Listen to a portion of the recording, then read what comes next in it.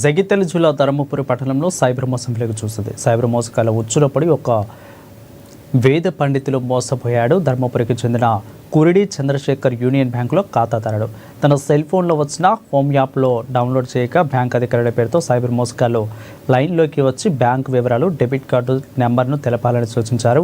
ఇక బాధితుడు debit card number తెలపక 2 గంటల్లో నీ పని పూర్తి అవుతుందని సైబర్గా మోసగాడు పేర్కొన్నారు.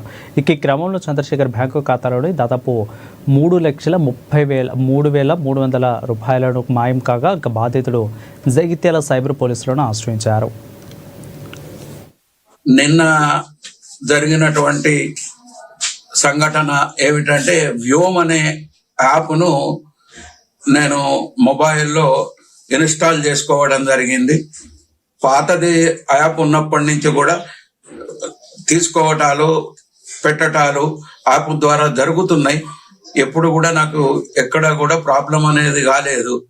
నిన్న మళ్ళీ మొదటి యాప్ను అన్ఇన్స్టాల్ చేసి సెకండ్ ఇన్స్టాల్ చేసిన తర్వాత అది డూప్లికేట్ యాప్ అనేది నాకు తెలియక అది transfer failure, not a secure అని వస్తే లాక్ కూడా చేసుకున్నాను ఫోన్ను. అయినప్పటికీ కూడా నాకు ఈరోజు నిన్నటి సంఘటనతో వాళ్ళు ఎలా గమనించారు సైబర్ నేరగాళ్ళు, మోసగాళ్ళు. ఈ రోజు నాకు ఫోన్ వచ్చింది. Union bank of India Bihar అని దాని యొక్క సింబల్ ఏదైతే ఉంటుందో అఫీషియల్ గా మొత్తం ఎట్లా ఉంటుందో అట్లా వచ్చింది. వచ్చిన తర్వాత కొన్ని విషయాలు నన్ను అడిగారు. అడగటం అంటే నేను ఏదో లీక్ చేశాను కాదు. మొబైల్ రిజిస్ట్రేషన్ కొరకు మీరు అప్లై చేసుకున్నారు కదా, ఆ అప్లై చేసుకున్నటువంటి ఆ విషయానికి అఫీషియల్ గా మేము మాట్లాడుతున్నాం. మీరు మీ నేమ్ ఏమిటి అని అడిగాడు. డీటెయిల్స్, డెబిట్ కార్డ్ ఏమిటి, ఆధార్ కార్డ్ ఏమిటి అని అడగటంతో ఆ 2 నెంబర్లు చెప్పడం అనేది జరిగింది. నేను అక్కడికి కూడా మధ్యలో ఈ నేరగాళ్ళు, లుబాడ్గిరి, చోరీ ఇటువంటివి చేసేవాళ్ళు, చీటర్స్ బాగా మంది అవుతున్నారు.